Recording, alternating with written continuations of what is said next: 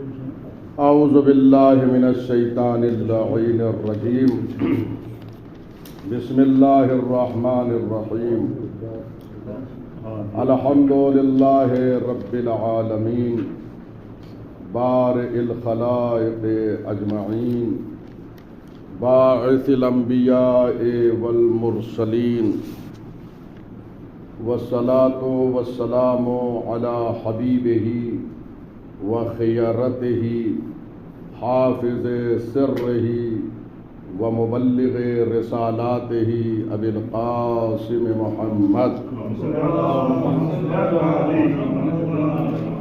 وآلہ الاطیبین الاطہرین الانجبین لا سیما بقیت اللہ فی الارضین واللعن الدائم على اعدائهم اجمعین من یومنا هذا الى قیام یوم الدین اما بعد فعظمتم جلالہ واکبرتم شانہ۔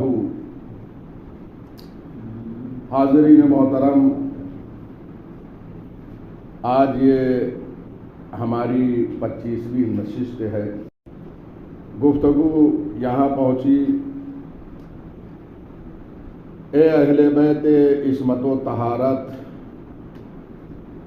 آپ اللہ کی جلالت، قدر و منزلت اور عظمت کو عظیم جانتے ہیں۔ اہل بیت عصمت و طہارت اللہ کی شان و منزلت کو بہت عظیم جانتے ہیں۔ یہ یہاں پہ فا ہے، اسے کہتے ہیں گرامر میں فائے تفریعیہ۔ یہ مرتبط ہے ما قبل سے، چونکہ ائمہ ہدی علیہم السلام کے جو صفات بیان کیے گئے، المعصومون، المہدیون، یہ سارے صفات جو یہاں تک بیان کیے گئے، اس کے بعد یہ فرمایا فعظمتم جلالہ، اے اہل بیت عصمت و طہارت، آپ اللہ کی جلالت کو، اس کی قدر و منزلت کو، اس کی عظمت کو عظیم جانتے ہو۔ خود اہل بیت علیہم السلام کی عظمت آپ نے ملاحظہ فرمایا، جو صفات یہاں بیان ہوئے ہیں ان کے، اور اس کے بعد وہ اپنے پروردگار کو عظیم جانتے ہیں۔ یہ خود اس بات کی دلیل ہے کہ تمام فضائل و مناقب یہاں بیان ہوئے ہیں، اس کے باوجود اللہ کی عظمت کو عظیم جانتے ہیں، تاکہ بندہ یہ متوجہ رہے کہ وہ خالق ہے، ہم مخلوق ہیں۔ اس کے بعد جو اللہ کو عظیم جانتا ہے، اس کی شان کو، اس کی منزلت کو، دنیا بہت چھوٹی نظر آتی ہے اس کی نگاہوں میں۔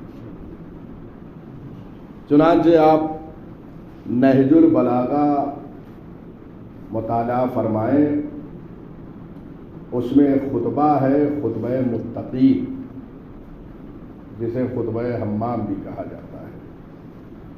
اس میں صفات متقین میں امیر المومنین علی ابن ابی طالب علیہ السلام نے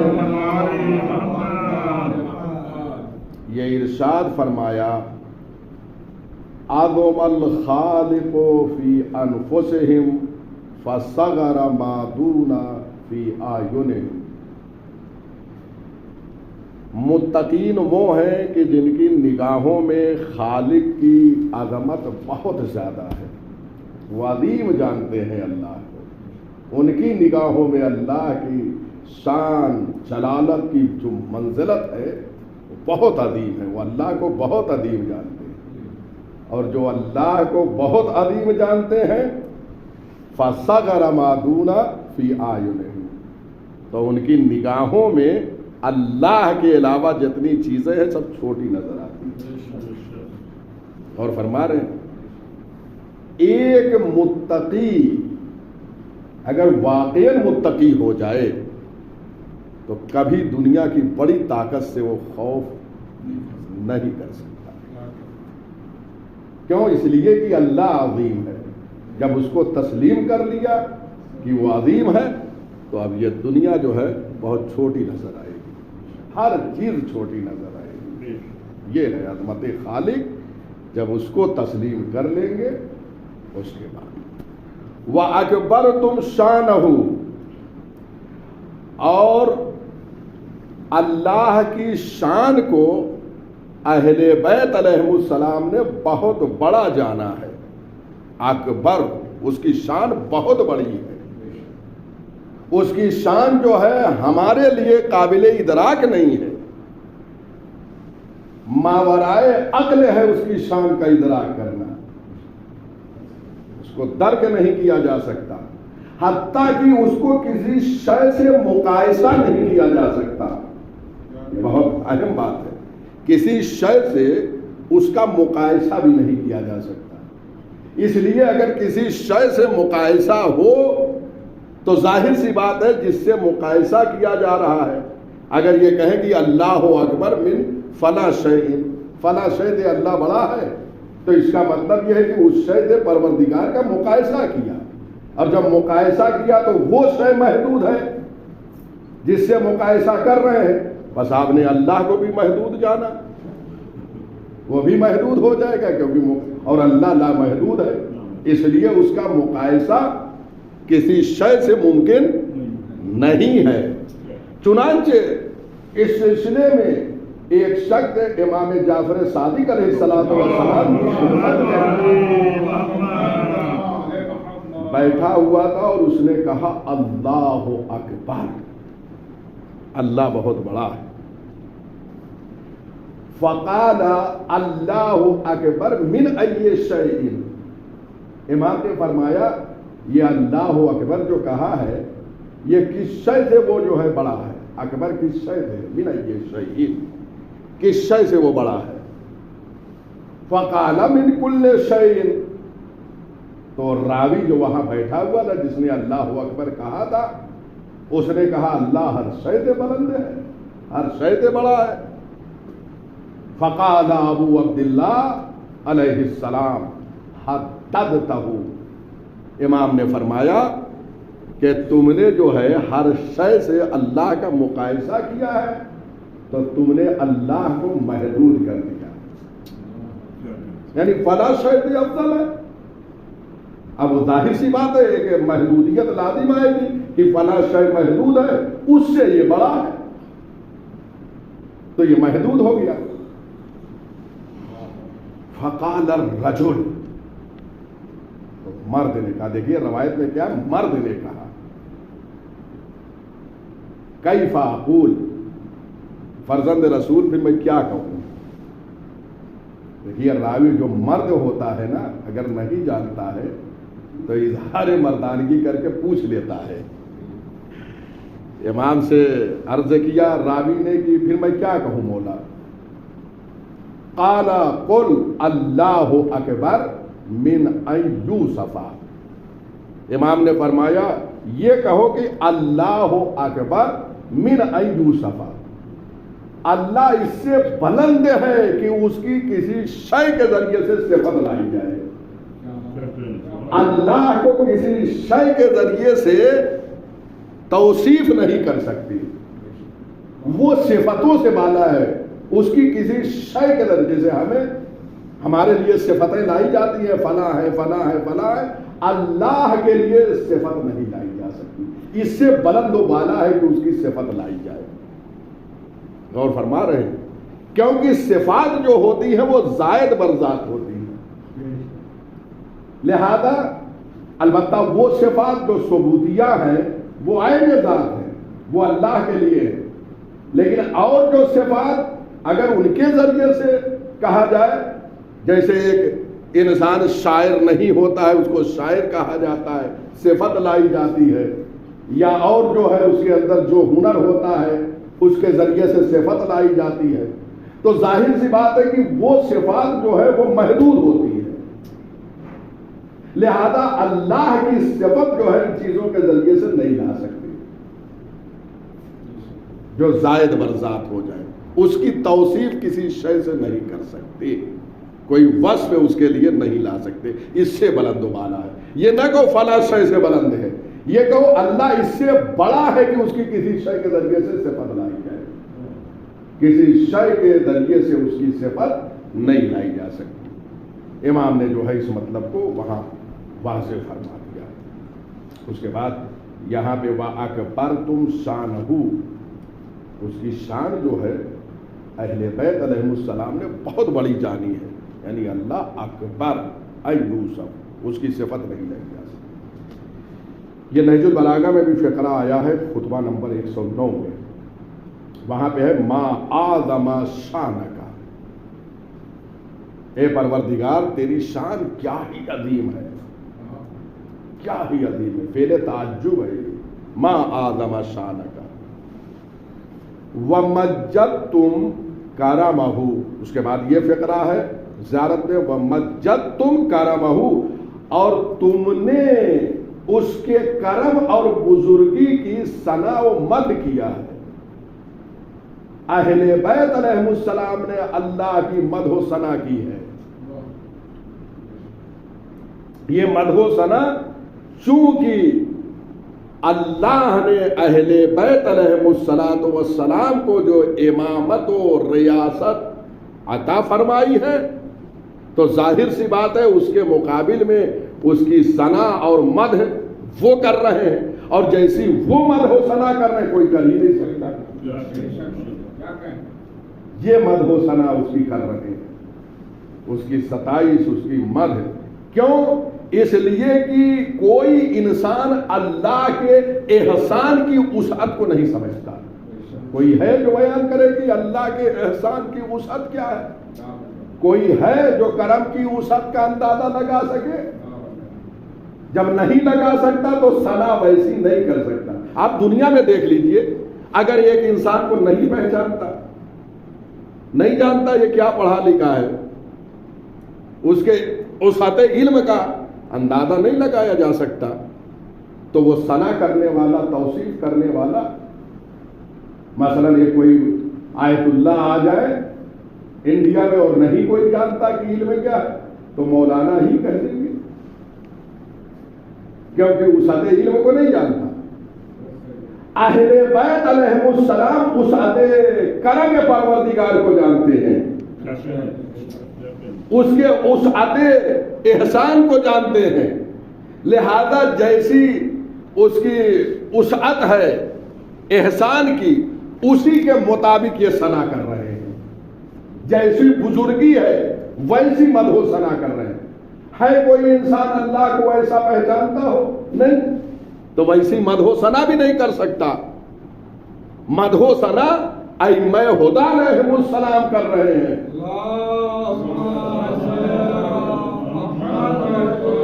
کیونکہ یہ جانتے ہیں، تو جیسا پہچانتے ہیں اسی کے مطابق اس کی مدح و ثنا کر رہے ہیں اور فرما رہے ہیں۔ اس کے بعد کا فقرہ ہے وَأَدَّمْتُمْ ذِكْرَهُ، اور ائمہ ہدی علیہم السلام نے اللہ کے ذکر کو جاری رکھا، یعنی مسلسل وہ ذکر الہی میں مصروف ہے۔ اللہ اکبر۔ اچھا، معرفت، چونکہ یہ مسلسل ذکر جو ہے، جو جس کی جتنی معرفت ہوگی وہ معرفت کے اعتبار سے اللہ کا ذکر کرے گا۔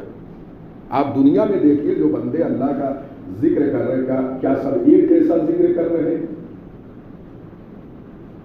کوئی 17 رکعت نماز پڑھ کے بیٹھ جاتا ہے، کوئی نافلہ پڑھتا ہے، کوئی نافلے کے بعد قرآن اور دعائیں ساری چیزیں پڑھ رہا ہے۔ جیسی معرفت ہے ویسا ذکر پروردگار ہے۔ اب اہل بیت علیہ السلام کی معرفت کیا ہے اللہ کے سلسلے میں؟ اسی لیے مسلسل ذکر ہے، معرفت ہے۔ اس کے بعد یہ بھی ہے کہ اللہ جو ہے دائم الفضل علی البریہ ہے، یعنی مسلسل جو ہے اس کا فضل بندوں پر جاری ہے۔ جب ادھر سے مسلسل فیض ادھر سے آ رہا ہے تو ذکر بھی ادھر سے مسلسل ہوگا۔ تو اب وہ کون کرے گا؟ جو ویسی معرفت رکھتا ہوگا اور جو دائم الفضل علی البریہ کو سمجھ رہا ہوگا۔ ہر چیز، ہر آن، ہر لمحہ اس کی جو ہے، اس کا فضل جو ہے وہ جاری ہے۔ لہذا جو فضل کا ادراک کر رہے ہیں کہ مسلسل جاری ہے، اور جو اللہ کی معرفت رکھتے ہیں حقیقی معنوں میں، وہ مسلسل اللہ کا ذکر کر رہے ہیں۔ اور معرفت کامل کس کے پاس ہے؟ اہل بیت علیہ السلام کے پاس ہے۔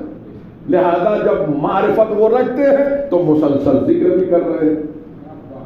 کوئی ایسا نہیں ہے جو ذکر کرے۔ چنانچہ آپ نے احادیث میں پڑھا ہوگا، اور یہ حدیث مبارک سماعت فرمائی ہوگی، اور مسلسل مجلسوں میں لوگ ذکر بھی کرتے ہیں۔ یہ اسی مطلب کی طرف اشارہ ہے کہ پیغمبر اکرم نے ارشاد فرمایا، یا علی ما عرف اللہ الا انا وانت، اللہ کو کسی نے نہیں پہچانا سوائے میرے اور تمہارے۔ یعنی اللہ کو پہچاننے والے محمد مصطفیٰ اور علی مرتضیٰ علیہ السلام ہیں۔ اور فرما رہے ہیں تو اللہ کو نہیں پہچانا سوائے میرے اور تمہارے، اور فرما رہے ہیں یعنی معرفت حقیقی یہاں ہے۔ لہذا یہ اللہ کی مدح و ثنا اور اس کا ذکر مسلسل کر رہے ہیں۔ کائنات میں کوئی ایسا نہیں ہے ایسا ذکر کرنے والا، ہر آن ہر لمحہ اللہ کا ذکر کر رہے ہیں۔ کوئی وقت ایسا نہیں، اپنے قول کے ذریعے سے، اپنے عمل کے ذریعے سے مصروف عبادت پروردگار مسلسل ذکر فرما رہے ہیں۔ اس کے بعد اس حدیث مبارک میں یہ بھی ہے، وَمَا عَرَفَنِي إِلَّا اللَّهُ وَأَنْتَ، اور مجھے نہیں پہچانا، پیغمبر فرما رہے ہیں یا علی مجھے نہیں پہچانا سوائے اللہ کے اور تمہارے۔ وَمَا عَرَفَكَ، اور تمہیں نہیں پہچانا کسی نے، إِلَّا اللَّهُ وَأَنَا، سوائے اللہ کے اور میرے۔ اور فرما رہے ہیں دیکھیں اہل بیت علیہ السلام کی شان و منزلت کہاں ہے کہ علی کو بھی سوائے پیغمبر کے اور اللہ کے کسی نے نہیں پہچانا۔ اس منزل کمال پر ہے اہل بیت علیہ السلام۔ اس کے بعد یہ سمجھ رہے ہیں کہ اس کی معرفت کیا ہے۔ یہ کمال معرفت ہے کہ جب اللہ کو کمال کی بنیاد پہ تسلیم کیا ہے، اس کی معرفت ہے، تو اب مسلسل یہاں ذکر پروردگار ہوگا۔ چنانچہ نہ صرف انہوں نے ذکر کیا بلکہ ان کے ذکر کے ذریعے سے لوگوں نے ذکر کرنا سیکھا ہے۔ اور فرما رہے ہیں چنانچہ احادیث مبارک میں ان کے ذکر سے ملائکہ نے ذکر کرنا سیکھا۔ بحار الانوار میں علامہ مجلسی نے یہ روایت نقل کیا ہے، فَسَبَّحَتِ الْمَلَائِكَةُ بِتَسْبِيحِنَا، ملائکہ نے تسبیح کرنا سیکھا ہے ہماری تسبیح کے ذریعے سے۔ ہم نے اللہ کی تسبیح کیا تو ملائکہ نے ہم سے سیکھا ہے۔ اور فرما رہے ہیں اس کے بعد جب یہ عالم انوار میں تھے وہاں بھی تسبیح کر رہے تھے۔ اس کے بعد جب ملائکہ کی خلقت ہوئی ہے، یہ آسمان میں عرش کے اطراف میں اللہ کا مسلسل ذکر کر رہے تھے۔ فرماتے ہیں نسبح فسبح اہل السماء لتسبیحنا، ہم وہاں آسمان میں عرش کے اطراف اللہ کی تسبیح کر رہے تھے۔ فسبح اہل السماء، پس اہل آسمان نے، آسمان کے لوگوں نے تسبیح کرنا سیکھا لتسبیحنا، ہماری تسبیح سے۔ اور فرما رہے ہم نے تسبیح کیا تو آسمان والوں نے ہماری تسبیح سے تسبیح کرنا سیکھا۔ اِلَىٰ أَنْ هَبَطَنَا إِلَى الْأَرْضِ، وہاں کے بعد اللہ نے ہمیں زمین پر بھیجا، ہم یہاں آئے۔ جب یہاں آئے تو سبحنا، ہم نے یہاں تسبیح کیا۔ فسبح اہل الارض بتسبیحنا، پس زمین والوں نے ہماری تسبیح کرنا سیکھا ہے۔ ملاحظہ فرما رہے ہیں یعنی آسمان والوں نے انہی سے ذکر پروردگار سیکھا ہے، زمین والوں نے، یہ ہے تسبیح اہل بیت۔ یہ ہے ذکر اہل بیت علیہ السلام جو مسلسل اللہ کا ذکر کر رہے ہیں، خود بھی ذکر کر رہے ہیں، لوگوں کو سکھایا. اور اگر یہ نہ ہوتے تو اللہ کا ذکر کیسے کیا جاتا ہے کسی کو معلوم نہ ہوتا، اس کی ثنا کیسے کی جائے، اس کی مدح کیسے کی جائے کسی کو معلوم نہ ہوتا. لہذا ان کی تسبیح سے زمین والوں نے بھی تسبیح کرنا سیکھا اور آسمان والوں نے بھی. یہ روایت تفسیر قمی میں موجود ہے، جلد نمبر 2 صفحہ 228. وَوَقَّتْتُمْ مِيثَاقَهُ، اس کے بعد یہ فقرہ ہے زیارت کا. وَوَقَّتْتُمْ مِيثَاقَهُ، اور آپ نے اے ائمہ ہدا، آپ نے اللہ کے عہد و پیمان کو محکم رکھا. اللہ نے جو عہد و پیمان لیا ان سے اس کو محکم کیا، عہد و پیمان کو، اس پہ باقی رہے اپنے عہد و پیمان پر جو اللہ سے کیا ہے. یہاں عہد و پیمان کے سلسلے میں 2 تفسیریں کی گئی ہیں، میں انشاءاللہ دونوں کو بیان کر رہا ہوں. ایک عہد و پیمان جو اللہ نے سب سے لیا ہے وہ عالم ذر میں ہے. ملاحظہ فرما رہے ہیں، عالم ذر حضرت آدم سے پہلے کا زمانہ یا خلقت آدم کے ساتھ ساتھ کا زمانہ. بعض شارحین نے یہ فرمایا ہے عالم ذر میں صبح قیامت تک آنے والے لوگوں سے اللہ نے عہد و پیمان لیا اور یہ سوال کیا، الستو بربکم، کیا میں تمہارا رب نہیں ہوں؟ سب نے بلا، قالو بلا، سب نے کہا ہاں پروردگار تو ہمارا رب ہے. وہاں پر سب نے اقرار کیا، لیکن بہت سے لوگ آئے اور دنیا میں عہد و پیمان کو توڑ دیا. آج ہے سب اللہ کو مانتے ہیں؟ نہیں مانتے. اہل بیت علیہ السلام نے جو عالم ذر میں عہد و پیمان فرمایا، دنیا میں آنے کے بعد اپنے عہد و پیمان پہ قائم رہے. وَوَقَّتْتُمْ مِيثَاقَهُ، یہ اسی مطلب کی طرف اشارہ ہے کہ اہل بیت آپ اپنے عہد و پیمان پر قائم رہے، باقی رہے. ایک اور معنی کہ اللہ نے ائمہ ہدا علیہم الصلاۃ والسلام سے تبلیغ دین کے لیے عہد و پیمان لیا، اپنی شریعت کے پہنچانے کے لیے عہد و پیمان لیا، بشریت کی ہدایت کے لیے عہد و پیمان لیا. چنانچہ انبیاء کے سلسلے میں قرآن مجید میں یہ آیت موجود ہے، وَإِذْ أَخَذْنَا مِنَ النَّبِيِّينَ مِيثَاقَهُمْ، یاد کرو اس وقت کو جب ہم نے انبیاء سے عہد و پیمان لیا، ان سے میثاق لیا. تو یہ عہد و پیمان انبیاء سے کیا تھا؟ یہ میثاق کیا تھا؟ وہی ہدایت بشریت، تبلیغ دین الہی، یہ ساری چیزوں کا انبیاء سے عہد و پیمان لیا گیا. ائمہ ہدا علیہم السلام وارثان انبیاء ہیں.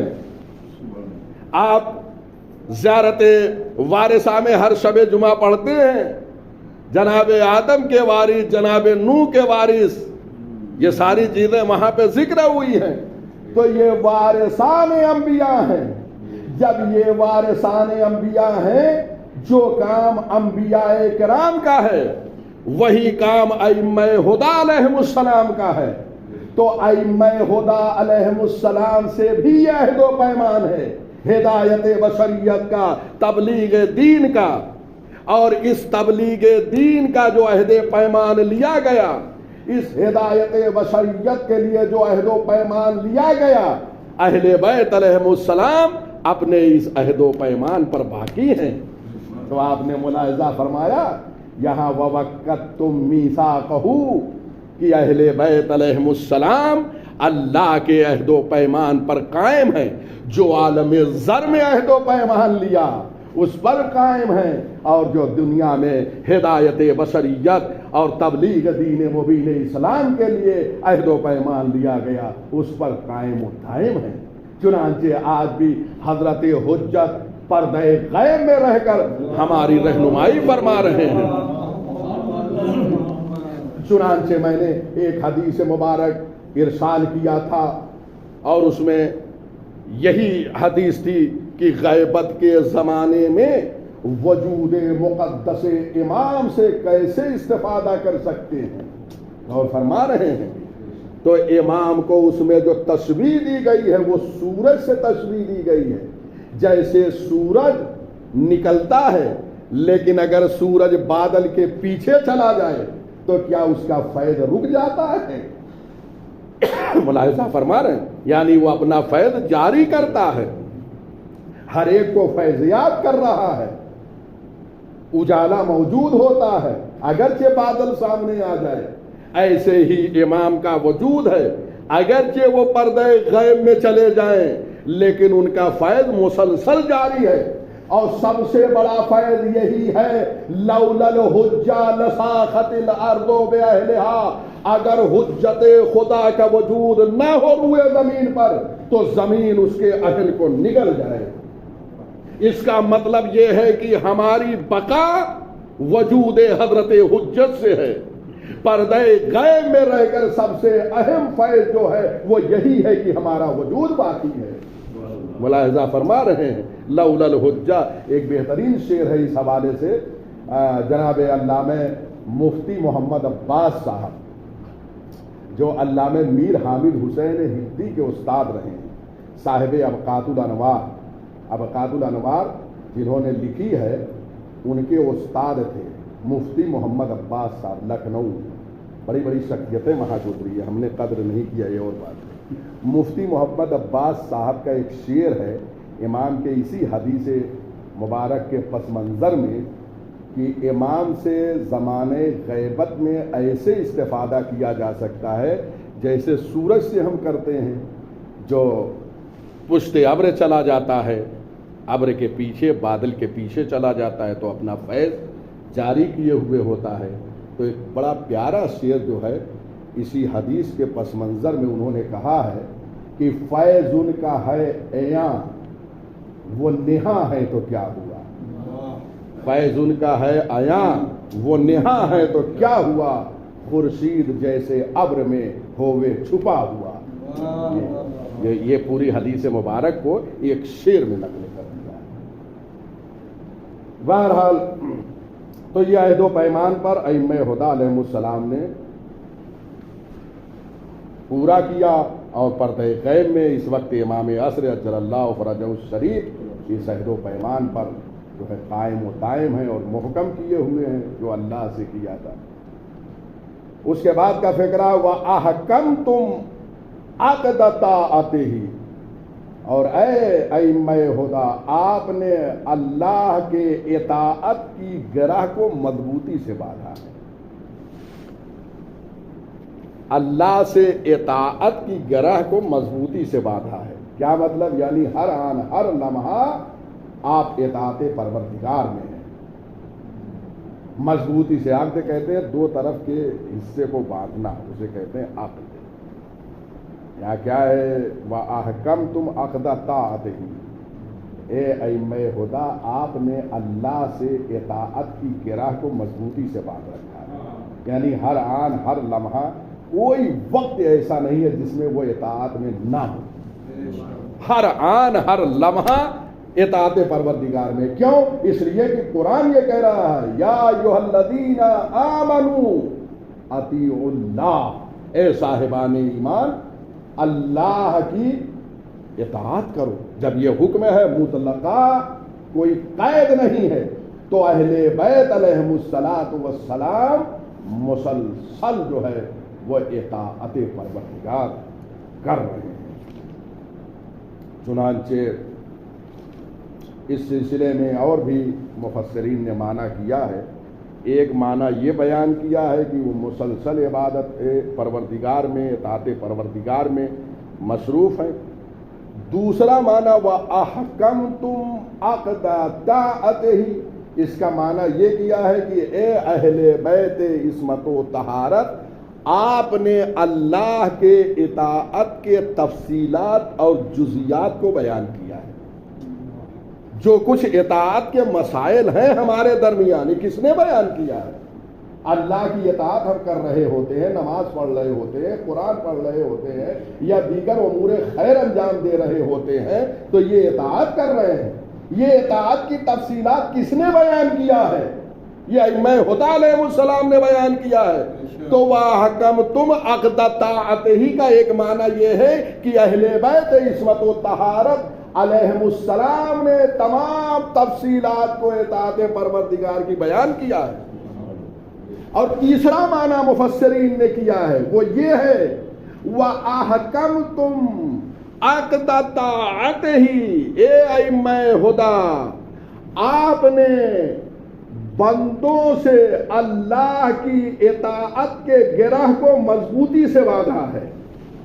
یعنی جو بندے اللہ کی اطاعت کر رہے ہیں تو یہ اطاعت کی گرہ کو جو مضبوطی سے باندھا ہے وہ اہل بیت علیہ السلام نے باندھا ہے۔ آج ہم جو اطاعت کر رہے ہیں، جو اس سے منسلک ہے اطاعت پروردگار سے، یہ کس نے منسلک کیا مضبوطی سے ہمیں؟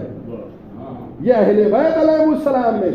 میں نے یہ عرض کیا تھا بغیر ولایت کوئی عمل قابل قبول نہیں ہے۔ اس کا مطلب یہ ہے کہ جو ولایت کے بغیر عمل کر رہے ہیں ان کا عقد مضبوطی سے بندھا نہیں ہے۔ اور فرما رہے ہیں آپ، یہاں اہل بیت علیہ السلام کی ولایت نے ہم کو مضبوطی سے باندھ رکھا ہے۔ کیوں؟ اس لیے کہ بغیر ولایت کوئی اطاعت نہیں ہے، بغیر ولایت کوئی عمل نہیں ہے، وہ قابل قبول نہیں ہے۔ ہمارا عمل، ہماری اطاعت جو قابل قبول ہے وہ ولایت کی بنیاد پر ہے۔ تو اللہ سے اطاعت کی گرہ کو مضبوطی سے کس نے باندھا ہے؟ ولایت آل محمد نے باندھا ہے۔ ملاحظہ فرما رہے ہیں، یہ مطلب ہے۔ تو یہاں تین تفسیریں شارحین نے کیا ہے۔ الحمدللہ یہ تینوں جو ہے گزر چکی ہیں۔ اس کے بعد ایک صلوات بھیج دیں محمد والے۔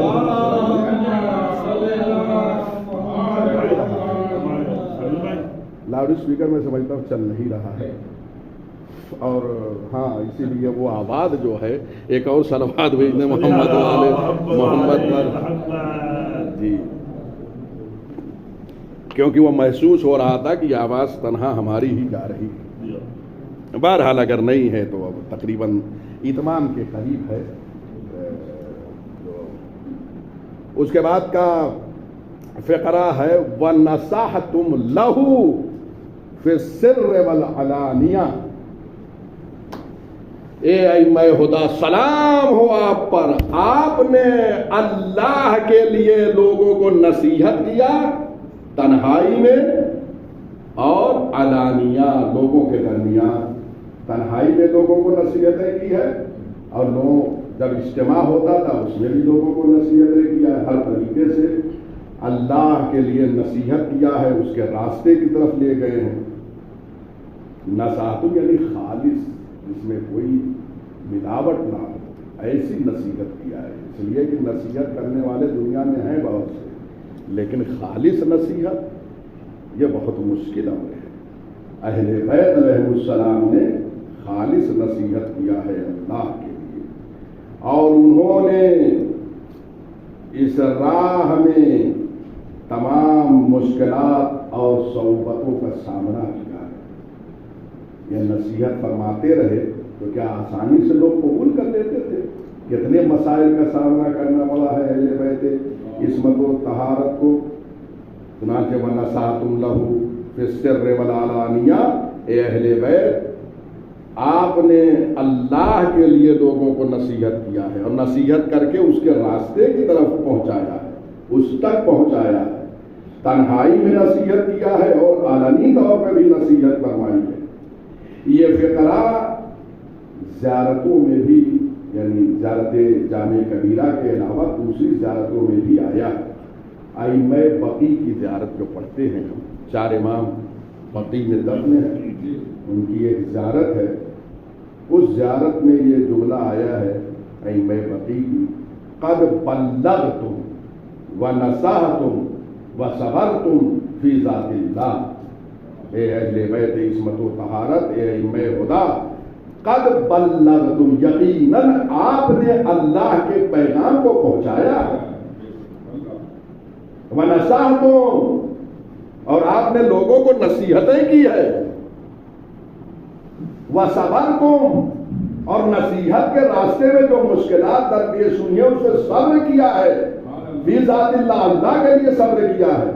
جو کام ائمہ خدا علیہ السلام نے دنیا میں انجام دیا وہ اس قدر با اخلاص تھا کہ آج دنیا سے ظاہراً چلے جانے کے بعد ان کے قبر مطہر کے پاس کھڑے ہو کر ہم یہ گواہی دے رہے ہیں کہ آپ نے زیارت وارثہ میں، آپ دیکھیے وہاں بہت ساری گواہیاں ہیں، آپ نے نماز کو قائم کیا، زکوٰۃ کو ادا کیا، امر بالمعروف کیا، نہی عن المنکر کیا، یہ ساری چیزیں یہاں پہ قد بلغتم ونصحتم وصبرتم فی ذات اللہ، اللہ کے پیغام کو پہنچایا، لوگوں کو نصیحتیں کیا، اور اس راہ میں جو کچھ مشکلات ہوئے ہیں وہ اللہ کے لیے صبر کیا۔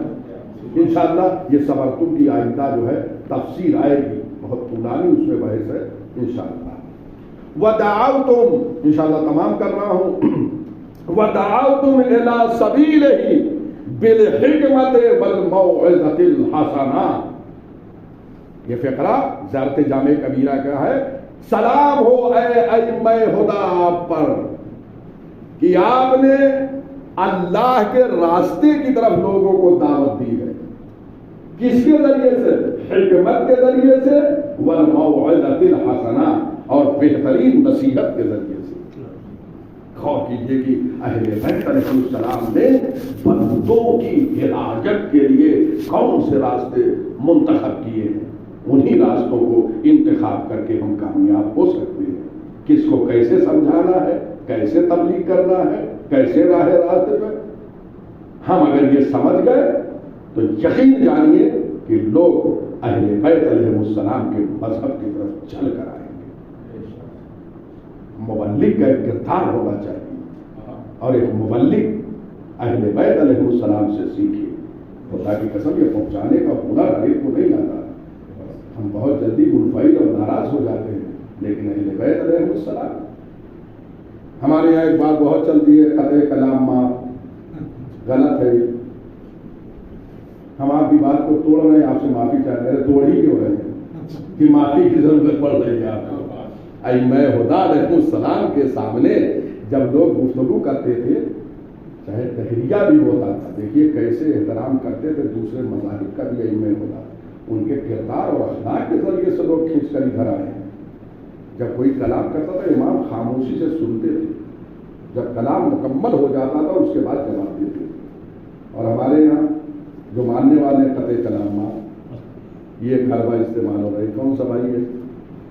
پہلے کلام کو مکمل ہونے دیجیے، اس کے بعد آپ اپنی گفتگو کا آغاز کریں، اور فرما رہے ہیں تو دعوتم، اہل بیت نے اللہ کی طرف دعوت دیا حکمت کے ذریعے سے اور بہترین نصیحت کے ذریعے سے۔ حکمت کے ذریعے سے جو لوگوں کو بلاتے تھے تو حکمت اہل علم کے لیے ہوتی تھی، جو پڑھے لکھے ہوتے تھے ان کے لیے دلیلیں دیتے تھے، اسے کہتے ہیں حکمت کے ذریعے سے، کہ ان کے ذہن میں جو شکوک اور شبہات ہوتے تھے وہ سب دور ہو جاتے تھے حکمت کے ذریعے سے۔ اور دوسرا جو والموعظۃ الحسنہ، موعظہ حسنہ، بہترین نصیحت، اگر کسی کے پاس بیٹھ کر مشفقانہ انداز میں محبت کے ساتھ کوئی بات سمجھائی جائے، بتائیے آپ کے قریب وہ آئے گئے۔ جو لوگ اس زمانے میں پڑھے لکھے نہیں ہوتے تھے ان کو ائمہ خدا علیہ السلام بھی موعظہ حسنہ، اچھی نصیحت بیٹھ کے کرتے تھے اور ان کو نکلواتے تھے، اور خود موعظہ پڑھے لکھے لوگوں کو بھی کرتے تھے۔ مثلا جو پڑھا لکھا ہے پہلی فرصت میں وہ دلیل ماننے کے لیے آمادہ نہیں ہوتا، سننے کے لیے نہیں آمادہ ہوتا، تو اب کیا کرنا ہے؟ اس کو اگر وجود خدا پر دلیل دے رہا ہے، اس کے ذہن میں جو شبہات ایک دہریہ ہے موجود ہے، تو اگر پہلی فرصت میں امام کہے کہ یہ دلیل ہے، یہ دلیل ہے، یہ دلیل ہے، تو ممکن ہے وہ دلیل کو نہ سنے۔ لہذا یہ موعظہ حسنہ پہلے اس کو بہترین انداز سے نصیحت کرتے تھے، اگر نصیحت کے ذریعے ادھر آ گیا تو تمام ہے مسئلہ، اور اگر نہیں بھی آیا تو کم از کم دلیل پیش کرنے کے لیے راہ ہموار ہو گئی ہے۔ اور فرمائیں یہ سب حکمتیں ہیں قرآن حکیم میں۔ قرآن صرف اس لیے نہیں آیا ہے کہ اس کی ہوا لی جائے، قرآن ہوا کے لیے بھی ہے، دوا کے لیے بھی ہے، فہم کے لیے ہے، ساری چیزوں کے لیے ہے۔ اور فرما رہے کہ ودعاؤ تم، یہ جو فقرہ ہے یہ قرآن مجید کی آیت سے لیا ہے، اخذ کیا ہے امام نے، جو یہاں ارشاد فرمایا۔ چنانچہ قرآن مجید میں یہ آیت موجود ہے، ادعو، پیغمبر سے خطاب ہے، ادعو الی سبیل ربک بالحکمت والموعظۃ الحسنہ، اے میرے نبی لوگوں کو اللہ کے راستے کی طرف بلاؤ، حکمت کے ذریعے سے اور بہترین نصیحت کے ذریعے سے۔ جانتے ہیں ایک مسئلے کو اگر 2 بار 3 بار مجھ سے کوئی پوچھ لے اور چوتھی بار تو میرا کیا عالم ہوگا؟ جائیے دیکھیے حضرت زہرا سلام اللہ علیہا کی زندگانی میں ایک خاتون آتی ہے، اس کی ماں نے بھیجا کہ شہزادی سے جاؤ مسئلہ پوچھ کر، ماں نے بھیجا متعدد مسئلہ یا اسی مسئلے کو بار بار پوچھا، یہ طے نہیں ہے، وہاں روایت اشارہ نہیں کر رہی ہے، آیا اسی مطلب کو کئی مرتبہ پوچھا شہزادی نے یا متعدد مسائل، اتنا زیادہ پوچھ لیا کہ خاتون خود کہتی ہے شہزادی اب اس سے زیادہ میں آپ کو تکلیف نہیں دینا چاہیے۔ شہزادی نے خندہ پیشانی سے قبول کیا اور کہا نہیں، جو چاہتے ہو اس سے مسائل دریافت کر۔ مجھ جیسا مولوی ہو 2-4 دفعہ میں ناراض ہو کے گھر کے اندر چلا جاؤں گا۔ خدا کی قسم اہل بیت علیہ السلام کی حدیثوں کو پڑھے، انسان بنے، انسان، مولوی عالم بات نہیں کرے، انسان۔ ضروری نہیں کہ میں بن گیا ہوں تو عوام ہو سکتا ہے مجھ سے بہتر ہو جائے، وہ عمل کر لے مجھ سے آگے۔ پڑھ لکھ کے اگر انسان عمل نہ کرے تو کوئی فائدہ نہیں۔ یہ ساری چیزیں سیکھنے کی ہے اہل بیت علیہ السلام سے، کس طریقے سے اس نے دین کی خدمت، یہ بڑی ذمہ داری ہے، یہ پہننے کے بعد بہت بڑی ذمہ داری ہے، کاش اس کو ہم سمجھیں۔ ادعو الی سبیل ربک، دیکھ رہے ہیں کیسے کیسے لوگ، آپ دیکھیے دنیا ہے، مسکرا کے ملنا چاہیے، اخلاق سے پیش آنا چاہیے۔ ائمہ ہدیٰ علیہ السلام کے سامنے کیسے لوگ الفاظ بول کے چلے جاتے تھے، لیکن ائمہ ہدیٰ کا کردار کیا ہوتا تھا؟ وہ مشہور واقعہ امام حسن علیہ السلام کے سامنے ایک شامی آ کر کیا کیا نہیں کہا، ہم ہوتے تو ہمارے چاہنے والے فوراً نکل کے گلا پکڑ لیتے، اس لیے کہ چاہنے والے ہر ایک کے ہوتے آگے بڑھ جاتے اور اس کا کام تو تمام کر دیتے، لیکن امام نے اپنے اخلاق کے ذریعے سے کیسے قریب کیا، ایسا قریب کیا کہ اس کے بعد اس نے کہا کہ سب سے بڑا دشمن میں تھا آپ کا، لیکن اس وقت اب سب سے بڑا دوست آپ کا ہو گیا۔ یہ اخلاق کے ذریعے سے، ایسا اخلاق، ایک مومن کو، ایک مولوی کو، ایک عالم کو، ایک فاضل کو ایسا اخلاق پیش کرنا چاہیے۔ کہاں ہے یہ سب اخلاق؟ کیا کتابوں میں صرف لکھنے کے لیے؟ اپنے وجود میں ڈھالیں ان ساری چیزوں کو اور کردار ویسا پیش کریں جیسا کہ معصومین علیہ السلام چاہتے ہیں۔ اس کے بعد دیکھیں کہ لوگ آپ کے مذہب کی طرف چلے آئیں گے۔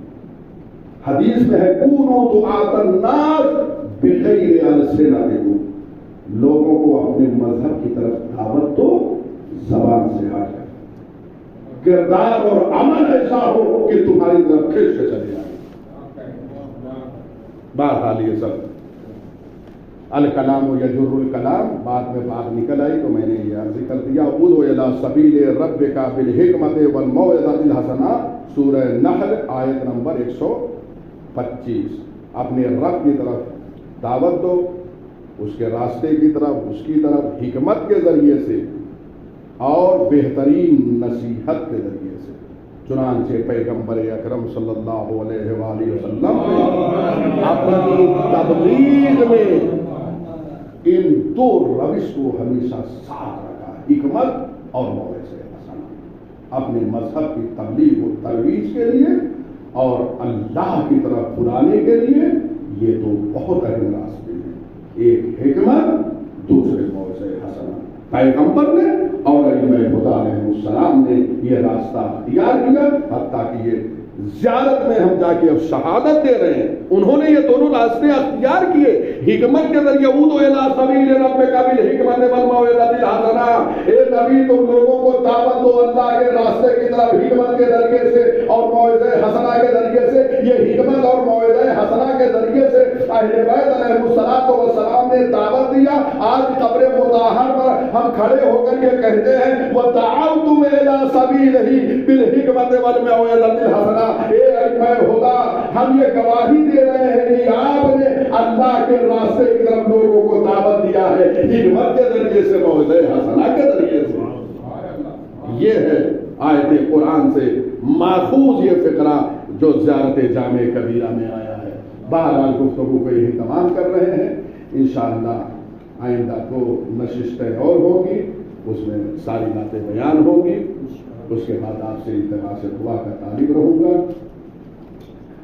وصلی اللہ علی محمد وآلہ وصحبہ۔